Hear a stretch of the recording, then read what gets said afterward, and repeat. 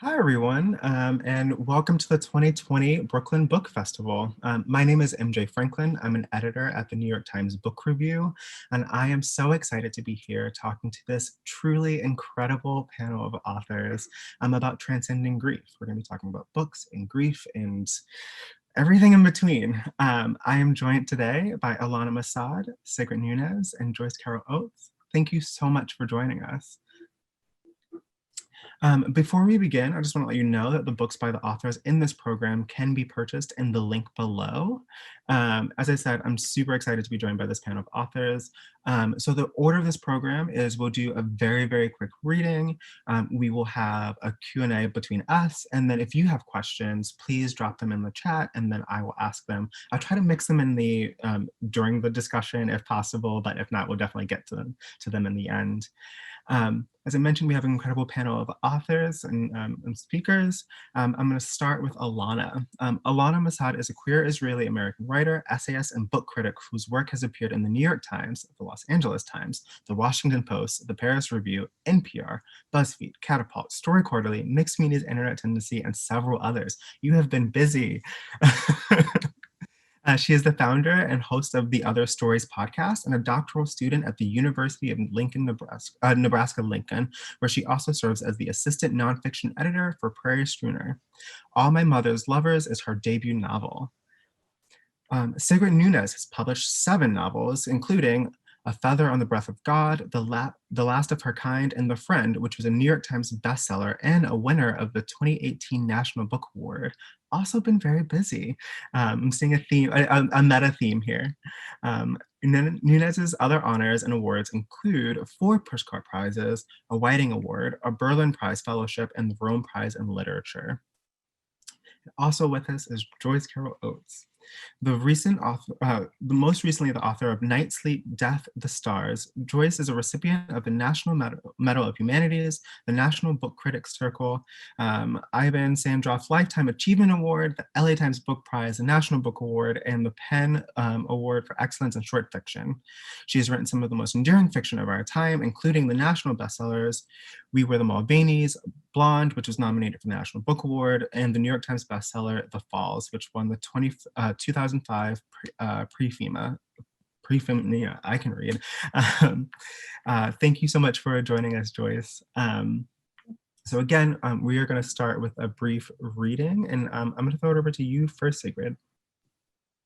Hi, I'm going to read from my 8th novel, What Are You Going Through?, which has just come out. The journal I had planned to keep, a record of my friend's last days, that never happened. I started it, but almost immediately I stopped. I did not even save the few pages I had written. I discovered that I didn't want to make a written record after all. The reason seemed to be that I had no faith in it. From the beginning, it felt like a betrayal. I don't mean of my friend's privacy, but of the experience itself. No matter how hard I tried, the language could never be good enough.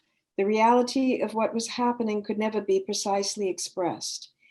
Even before I began, I knew that whatever I might manage to describe would turn out to be at best somewhere to the side of the thing, while the thing itself slipped past me, like the cat you never even see escape when you open the house door. We talk glibly about finding the right words, but about the most important things, those words we never find. We put the words down as they must be put down, one after the other, but that is not life, that is not death, one word after the other. No, that is not right at all.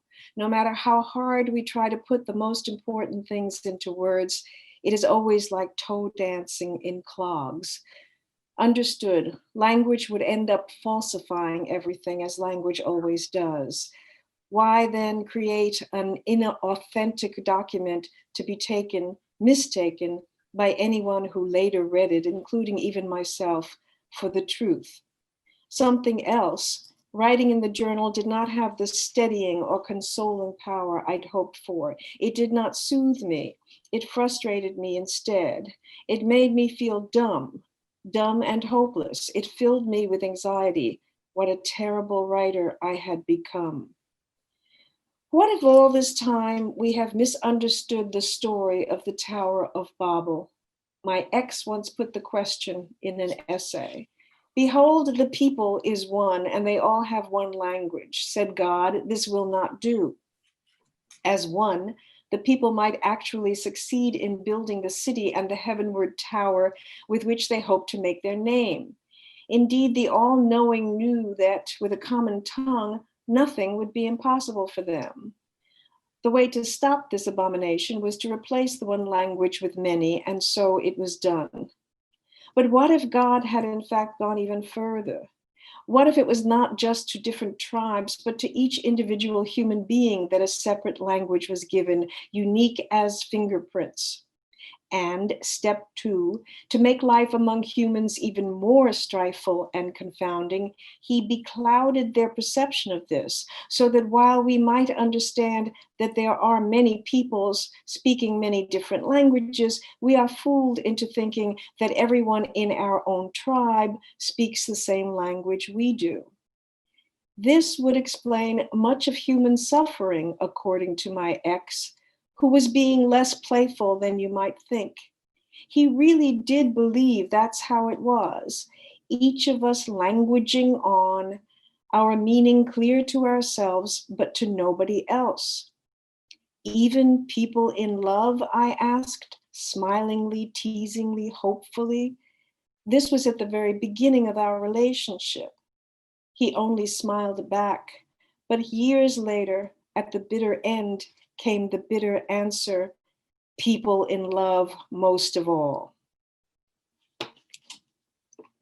Thank you. Thank you. Joyce, I think you're up. It was beautifully, beautifully read. So touching. I think we all feel that way about language never being quite adequate. Well, I'm going to be reading from my new novel, which it's 700 pages long, which I almost feel apologetic about.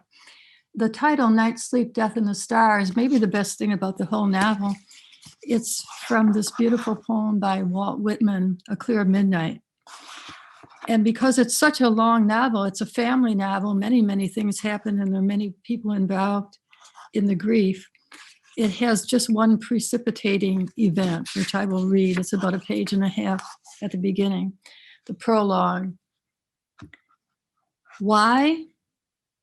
Because he'd seen something he had reason to believe was wrong, and it was within his power, or at any rate, it was his moral obligation to rectify it or to make that attempt.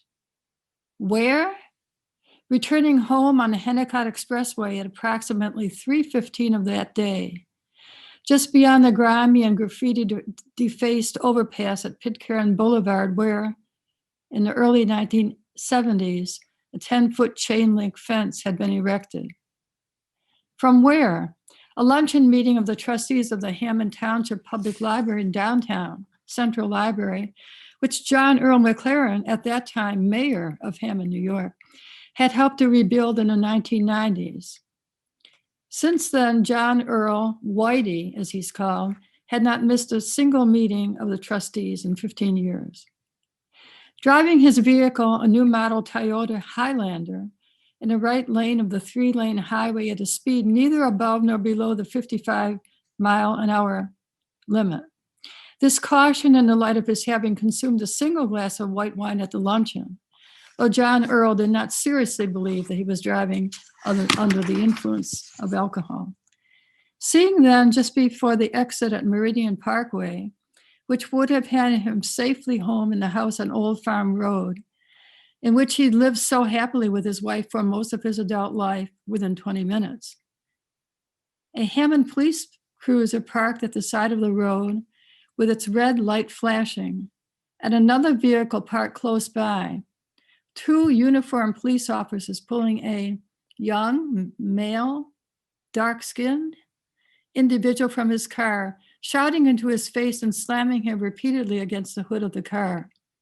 Slowing his vehicle to get a better look and shocked at what he seemed to be seeing, now braking, daring to stop just beyond the police cruiser, John Earl climbed out of his vehicle to approach the officers who were continuing their manhandling of the dark-skinned young man, though it was clear to John Earl that the young man was not resisting them.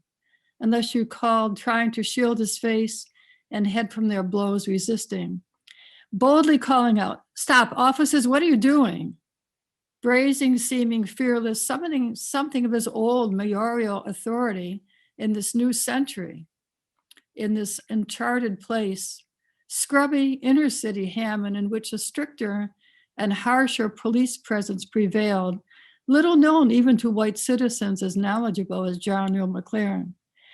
And there followed then an excited exchange, which John Earl would not recall afterward, as he would but vaguely recall that the dark-skinned man was of slender build, very frightened, not an African-American, but seemingly a young Indian in a suit, white shirt torn and blood-splattered, white wire-rimmed glasses knocked from his face.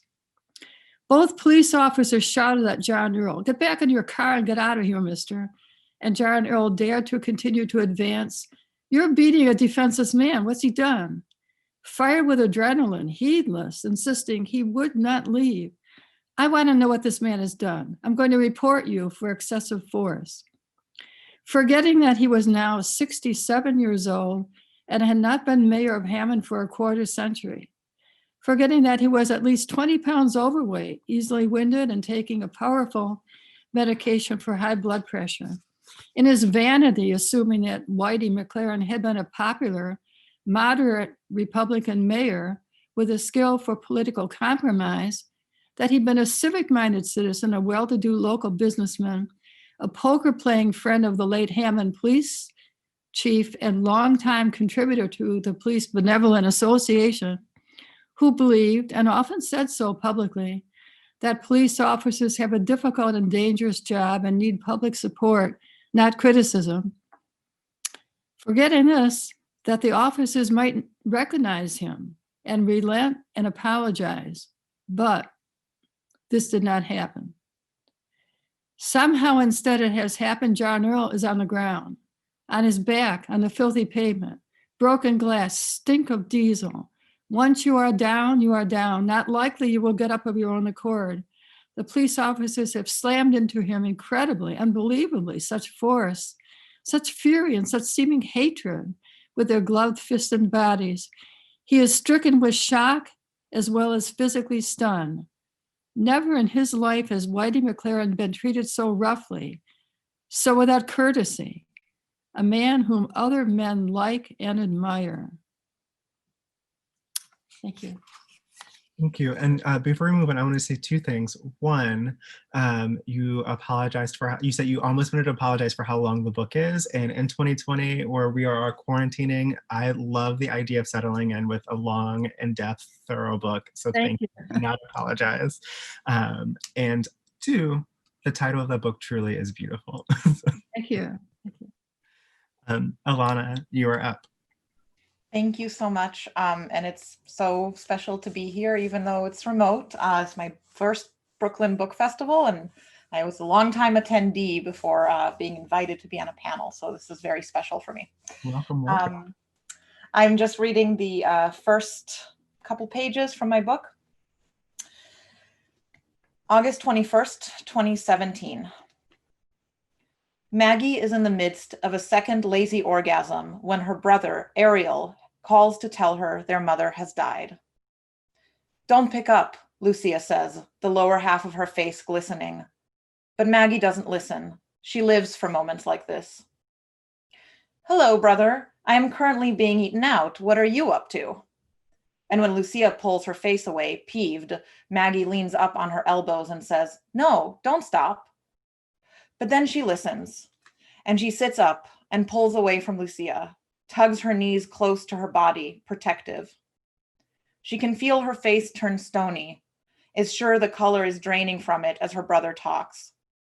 She sees how she must look through her lover's shifting features, Lucia's eyes widening with concern, her mouth hanging open a little, chin still wet. "Okay," Maggie says. She repeats it. Then, "I'll text you my flight details." She doesn't say "I'm sorry," though she is, nor "I love you," though she does. She can't think clearly enough to say the things people are supposed to say in such moments. Not because she's stuck. She isn't. She isn't even thinking about her newly dead mother, nor of the violence of her death, a car crash along a route she can picture well.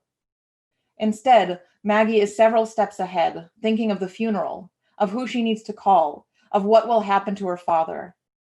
She's thinking about whether they need to print programs, whether the synagogue will do that, and whether that's even really a thing or just something people do on TV.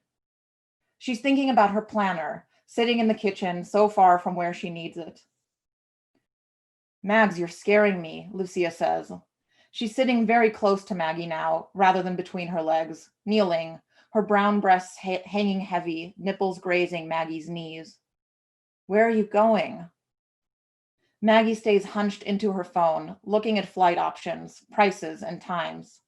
Home, she says, and she leans forward to kiss Lucia, whose lips look especially swollen, though it's just that her lipstick is smeared, despite its no smear promise. You've got a smudge, she says, and thumbs it away. My mom died. Thank you. One, Ilana, thank you for reading. Two, if you could have seen my face when I read the start of that book, what a start! What a start! Thank you. I insisted on keeping it that way. You are immediately in the world as this book and like several levels of surprise to that start. I wanted to start this discussion with you, Sigrid, for something that you just read, which I think I was looking at the chat. Several people pointed out, which is this phrase, each of us languaging on. There's this feeling that while grief is something that we all, if we are fortunate enough to live a full life, will experience, it's something that we don't like to talk about, either because it's painful, it's uncomfortable, etc. It's something that we don't talk about, and yet we all experience, and we all are kind of languaging on. And so given that, when you set out to start writing about grief or writing a book that has a grief element to it, where do you start? Well, I didn't think about it that broadly. When I first started writing this book, I didn't know where it was going at all. I started with an I. I went to hear a man give a talk, I wrote. And then I was committed to some things. Who is this I? Who is this man? What's this talk about? Why is she there? Is she in the same town or is she visiting? Okay, so I just went on, and I decided that that my narrator was visiting an old friend of hers who had gotten a diagnosis of cancer and was in the hospital in another town. And so I went from there, and there are various people, various encounters that the narrator has, but at a certain point, the focus of the book narrows, and it's really about the narrator and her dying friend. So I thought, well, I just thought of it in terms of telling the story. The part that I read actually comes fairly late in the book, and there's been a certain amount of conversation between the two women. There's been a certain amount of narrative digression on the part of the narrative, reflection about what they're going through, what her friend is going through, what she's going through.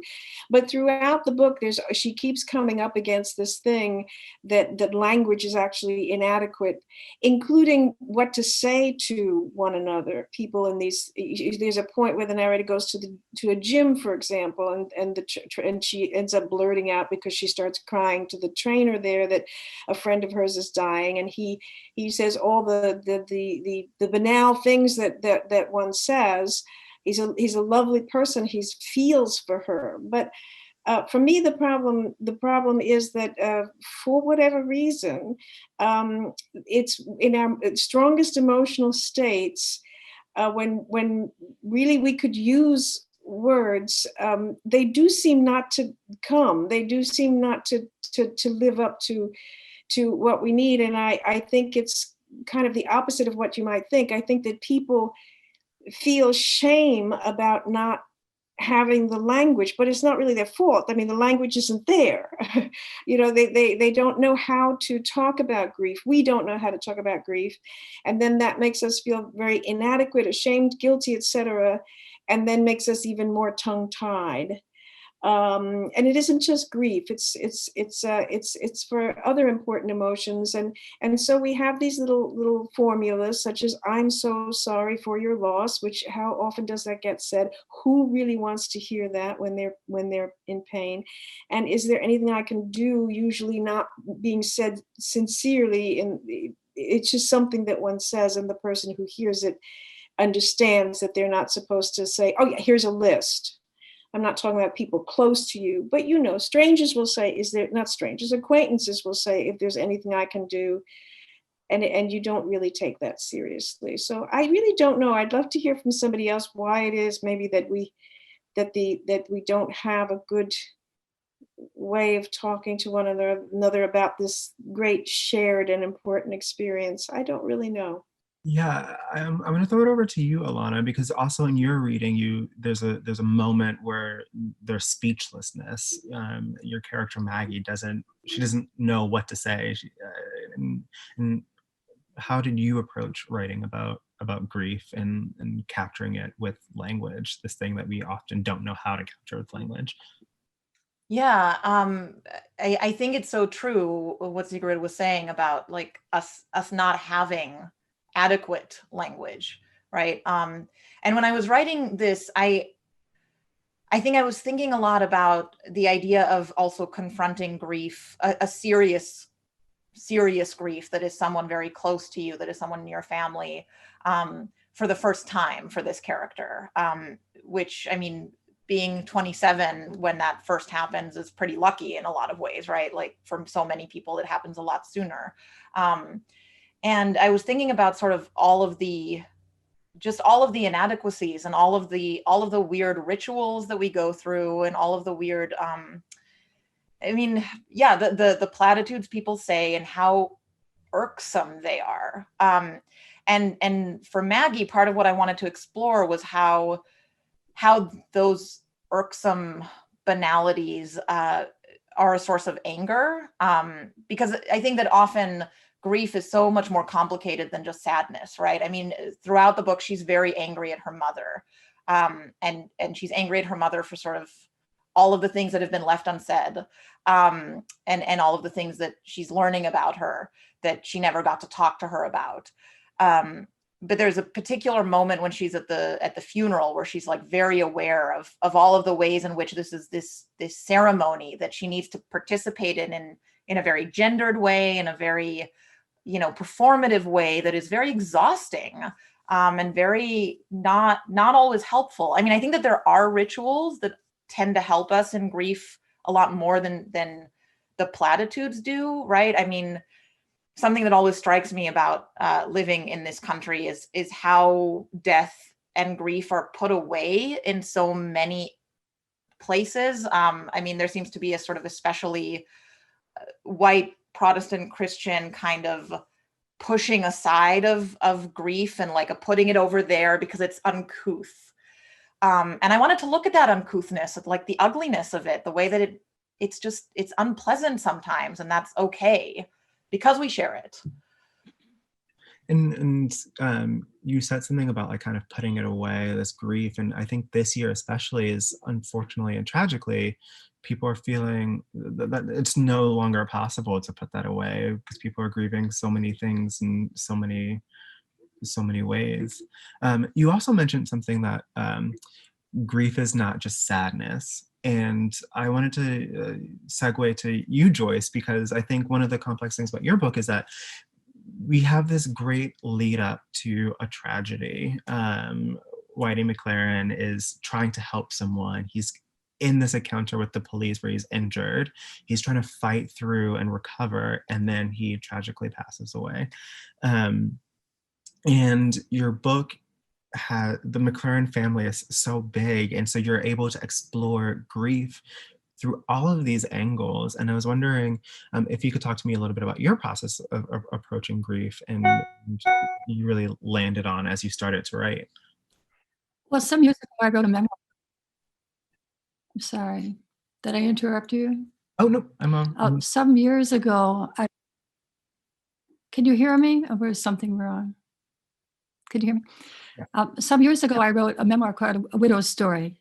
So, of course, it was a memoir, it's nonfiction, and this is, in some ways, this is a continuation of that. So I wanted to write not about a widow's particular grief, though that's the main grieving in the novel, but about a whole family. So we're looking at the loss of the father, who is not a perfect man, like nobody is, but a very strong, sort of old-fashioned patriarchal person who was very strong and had a tremendously maybe oppressive influence on some of his children. So when he passes out of the scene, the whole family is traumatized, and their sense of who they are has to be re-examined.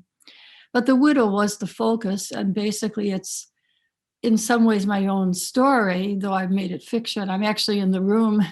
There are scenes in the novel in this room, and the setting of most of the novels in this house, which is 4 miles outside Princeton.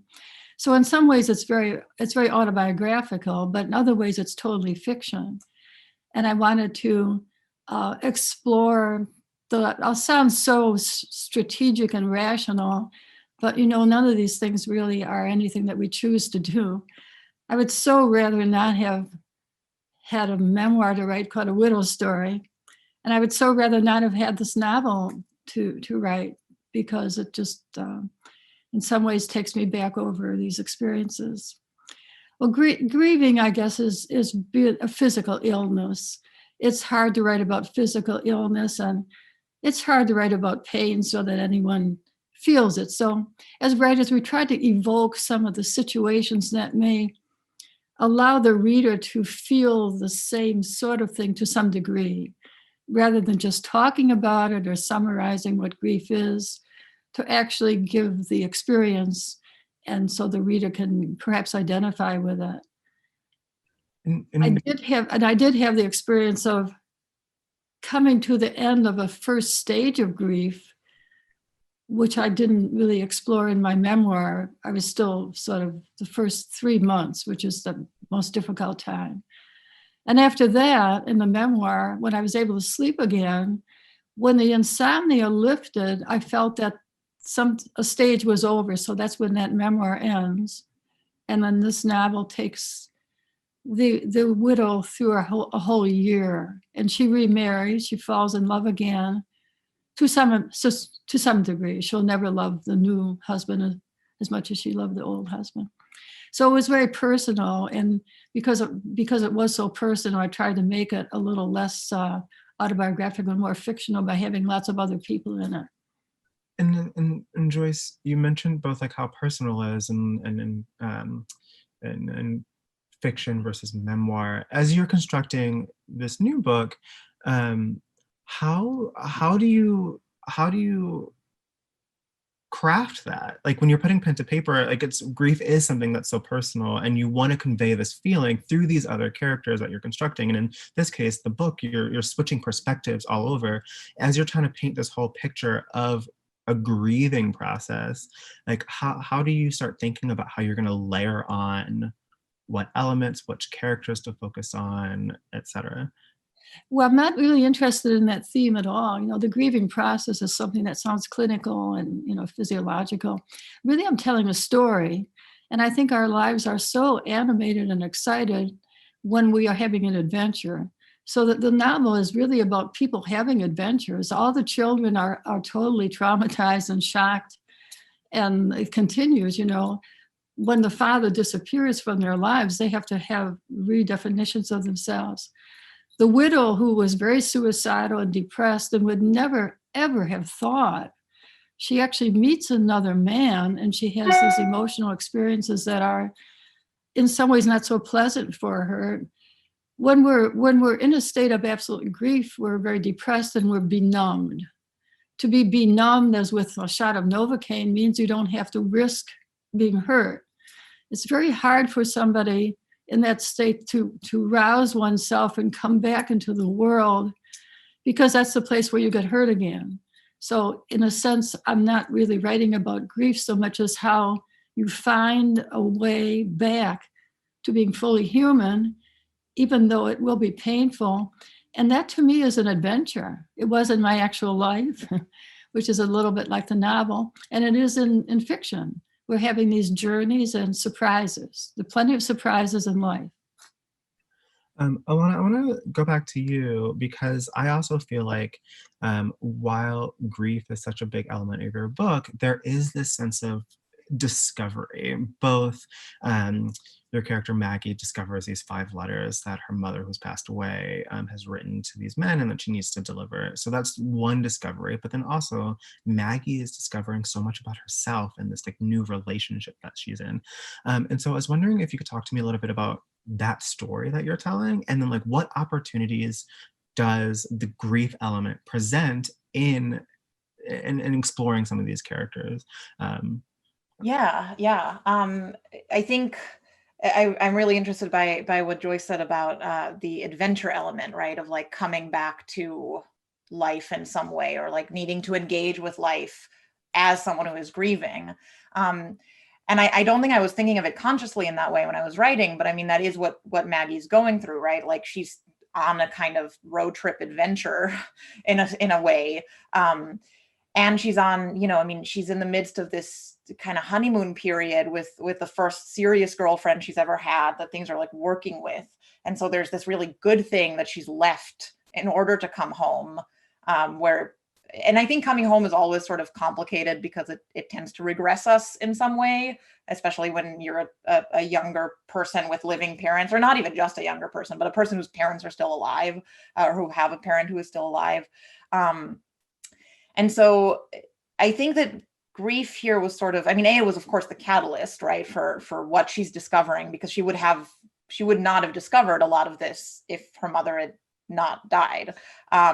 So everything she is discovering about her mother and through that kind of about herself is partially through the grieving process, and in needing to face these new realities that also kind of shake her out of a sense of, I think, sort of comfort with the world and with herself, and being shaken out of your comfort zone is inevitably going to teach you things about yourself, sort of whether you choose to do that work or not.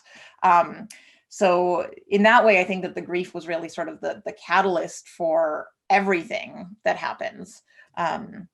If that is an answer to your question, which I think it is. Yeah, it definitely is. Which leads me to you, Sigrid, which is your book.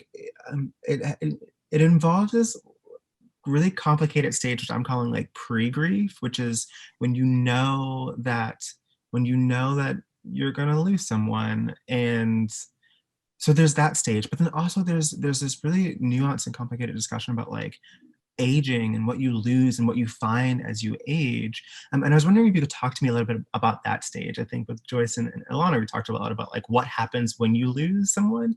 But Sigrid, I want to know more about like what happens when you know you will lose someone or something. It is a completely different experience, though it is a kind of grief.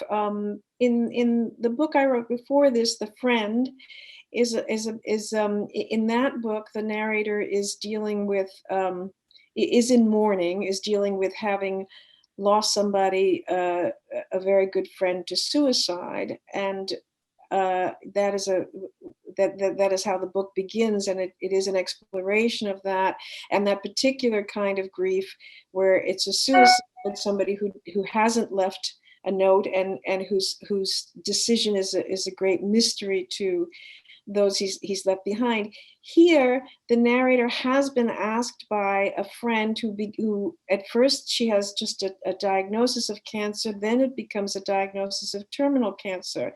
And this friend has decided that she really wants to choose her own moment, and has gotten a hold of some euthanasia drugs and says, I need someone to be with me for during this last time, not to administer the drugs, that's not the problem, but to be with me, to go away with me and be with me for a while I take care of last things, and while I live through this end of my life. And she says, when the narrator hesitates, she says, come on, where's your sense of adventure?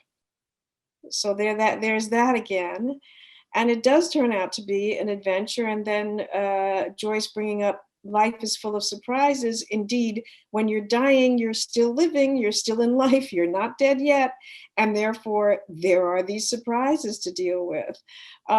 So I think that, among other things, for the narrator, watching this friend, watching this process, and it's not over a long period of time either. I think one of the most significant things that she comes to is that watching anyone die has to be watching yourself die. I think it was Simone de Beauvoir where I first saw this, or most recently saw the word rehearsal. I think she uses it's like a rehearsal for your own death. Because that will be, in other situations it isn't like that, but here most certainly nothing is more certain than that you will be in that place sometime. That has to be. And that's part of the adventure. And she even begins to feel that, in some sense, her friend is showing her the way.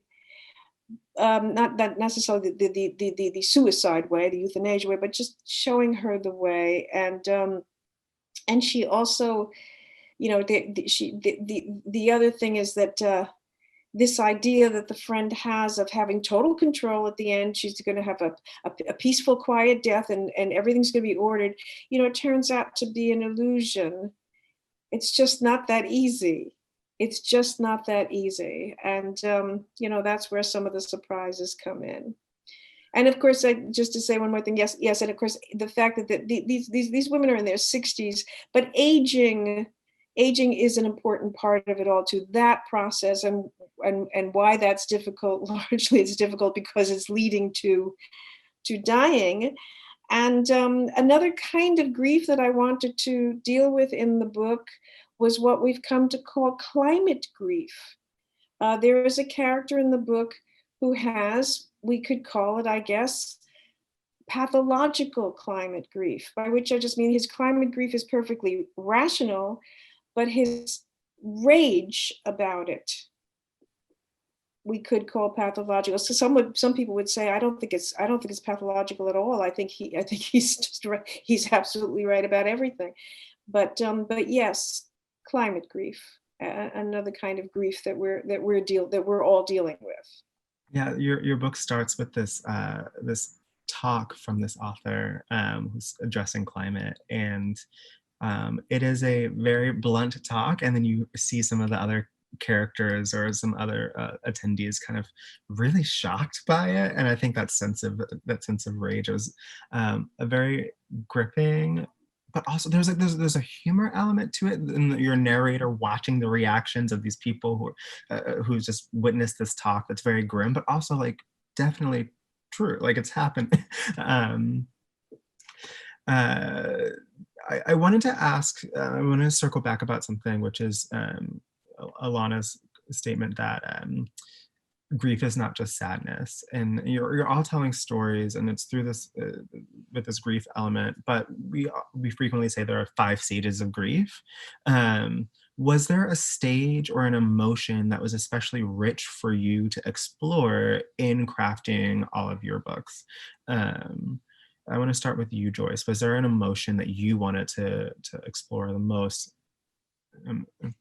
Yes, I think so. I wanted to explore that strange, startled, really completely astonishing moment, which we track as readers in the novel, though the widow isn't really aware of it. When she starts to feel that she's going to come back to life again, she has felt that maybe she should sort of commit suicide.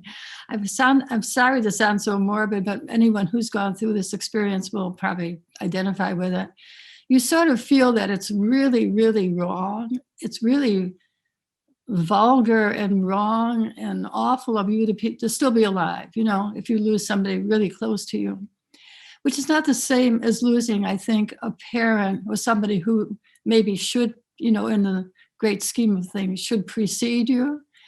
If you're living with somebody actually in a physical, intimate setting, it's not that you've just lost a relationship, you've lost something totally unconscious, almost like an extension of your own body or your soul. As I said earlier, it's really a kind of physical illness. Could be a mental and physical illness, and it's hard to have any remedy for that, except, as they say, time heals all wounds, if you can get through to that time.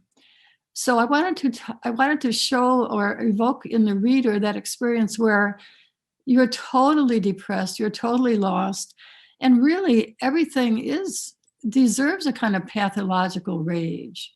I mean, when you look around, I think it's only depressed people who are not under some spell of illusion, who really look at the world. And then as you get a little more normal and start to heal, the illusions and delusions come back in, and this sort of sense of enclosure where you're being shielded from night, sleep, death, the stars. So my novel then ends in the Galapagos, which the widow had never ever thought she would even travel anywhere much, but she winds up there with this new husband who is very familiar with world traveling. Very much based on my second husband, Charlie Gross. I mean, it's actually a portrait of him and our experience in the Galapagos. And I must say, all the feelings that you have, personal, very finite, immediate domestic feelings, are all washed away in a place like the Galapagos. That is where you look upon the whole drama of nature, which is species coming into being and going out of being and going into extinction.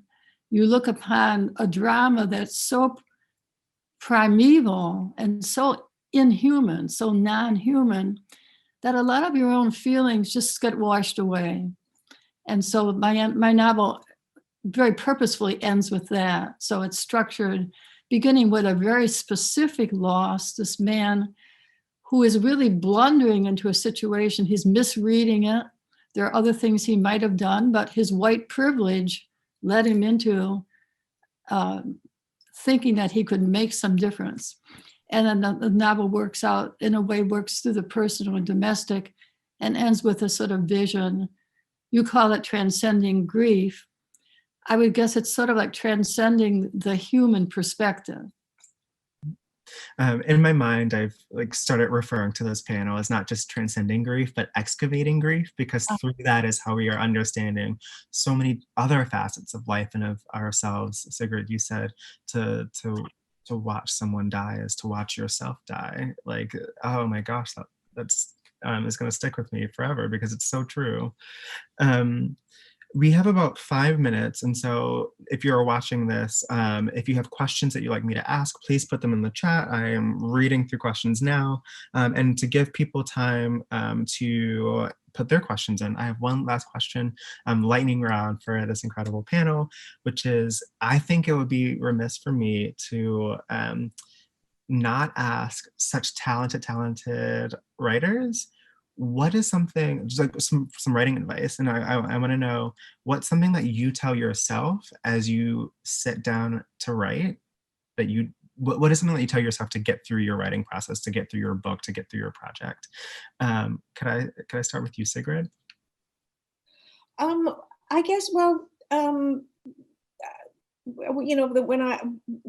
it's, always the same, that, I'm writing these sentences and I have to interrogate every sentence. And I say these to my students, looking at every sentence that I write, asking myself, is that as well put as I can make it? Is it precise? Does it really say what I meant to say? Is it a beautiful a sentence? Does the sentence have integrity? And then, is it true? Because as every writer knows, you can write things that sound very good, sound excellent, sound even true, but when you press on that sentence, it falls apart.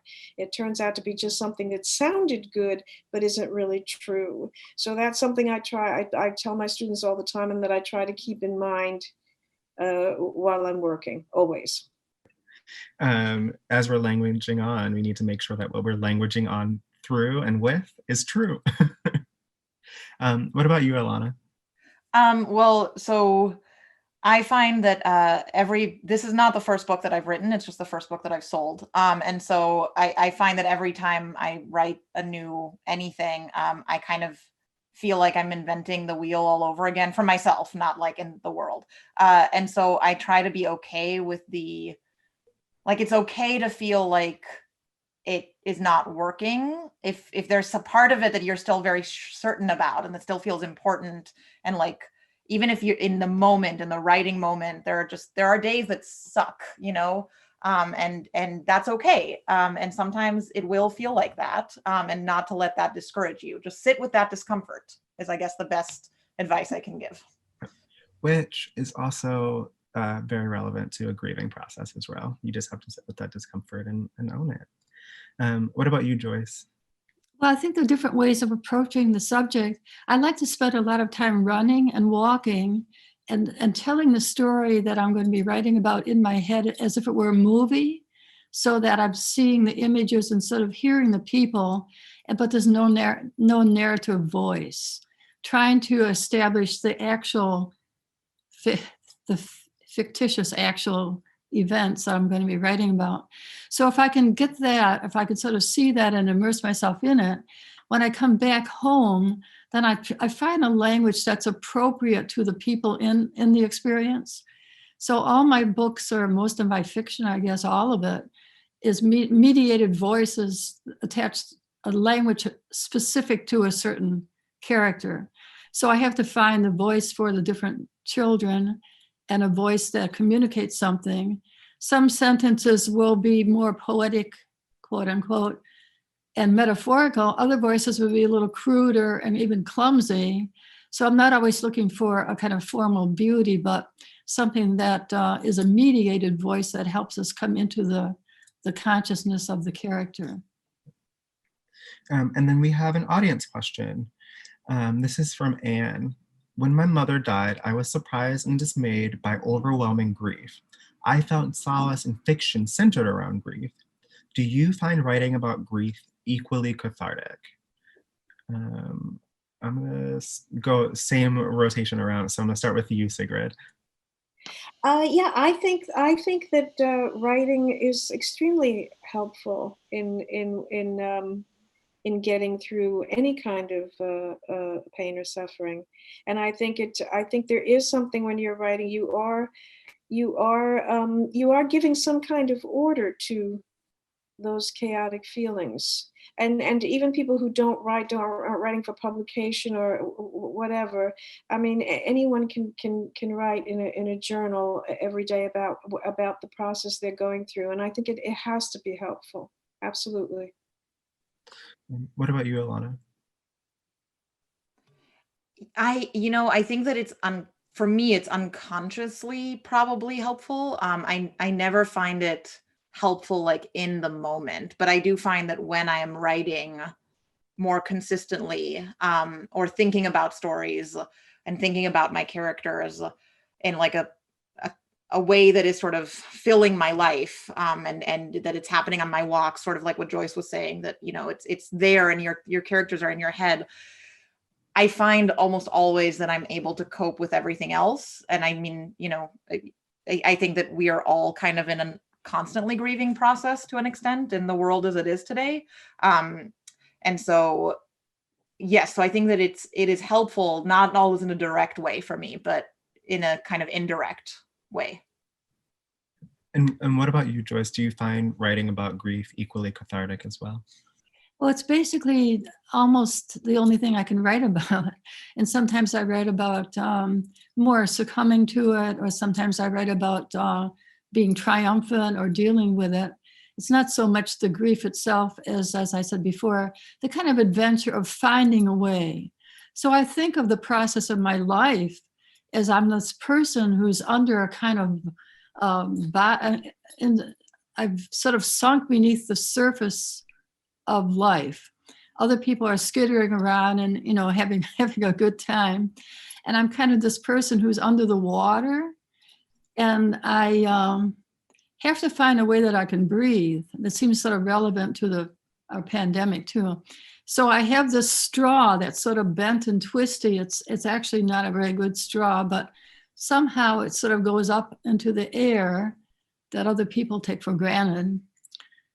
She said drolly, and so I found a way that I can breathe that air and stay alive, So the writing, I use this metaphor in the novel too. The widow has to find a way to keep going. So the writer has to find a way that's probably the best or the most effective way just to keep going. And I just wanted to say, for me, like Anne mentioned, reading about grief has been so helpful. How do you, when you can't explain your own feelings, being able to be with an author, a character who's navigating on their own is such an essential lifeline. And for that, I want to say thank you for all of your books. Unfortunately, that's all of the time that we have. I wish I could keep talking for 2 more hours and in person. But I just want to say, Sigrid, Ilana, Joyce, thank you so much for joining us. Thank you for your wisdom and for your books. And for everyone who's on this call, I just want to remind you that you can order the books in the links below. I would encourage you, if you do not already have them, pick them up, check them out, read them, love them. And then please consider making a donation to the Brooklyn Book Festival, which is celebrating its 15th year of presenting free literary programming. Congratulations, Brooklyn Book Festival. Thank you so much for having us. I hope you are enjoying the panels for the rest of the day. And happy reading, everyone. Thank you, MJ. You were wonderful. Thank you so much. Thank you.